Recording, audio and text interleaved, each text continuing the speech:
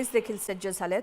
CSMT आणि इतरत्र असलेल्या मराठा बांधवांना कोणताही त्रास होऊ नये याची काळजी पोलिसांकडून घेतली जाते।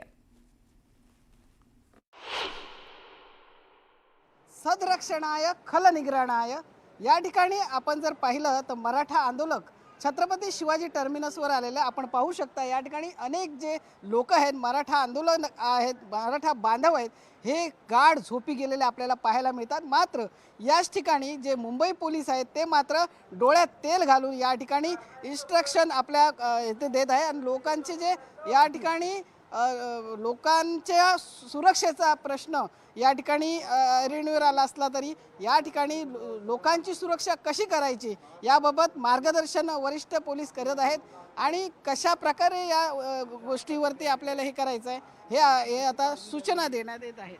त्यांना कसं संरक्षण करावं, त्यांना कसं मार्गदर्शन करावं याबाबत मी तुम्हाला आता सांगतो। ते आता इथे झोपलेले आहेत, त्यांची सतर्कतेने काळजी घ्या।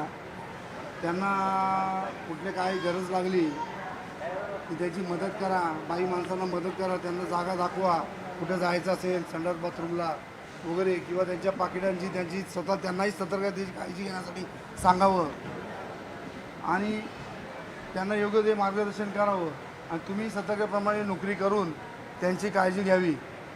तसेच सगळ्यांना मी हे सांगतो की आपण चांगल्या पद्धतीने नोकरी करून आपण सगळ्या पद्धतीने सगळ्यांची काळजी घ्या। या ठिकाणचे जे लोक आलेले आहेत त्यांना सतर्कतेचा इशारा पोलिसांनी दिलेला आहे। प्रत्येकाने स्वतःची काळजी घ्या आणि आपल्याबरोबर जे लोक आले त्यांची सुद्धा काळजी घ्या असं आवाहन मुंबई पोलिसांनी केलं आहे। गणेश कदमसह विजय देसाई, न्यूज 18 लोकमत, छत्रपती शिवाजी टर्मिनस। तर राज्यामध्ये सुरू असलेला गणेशोत्सव आणि मुंबईतील मराठा आरक्षण आंदोलन यामुळे सर्व पोलिसांच्या रजा रद्द करण्यात आल्या आहेत। सुट्टीवर गेलेले सगळे पोलीस कर्मचारी अधिकारी यांना तातडीनं ड्युटीवर रुजू होण्याचे आदेश देण्यात आलेत।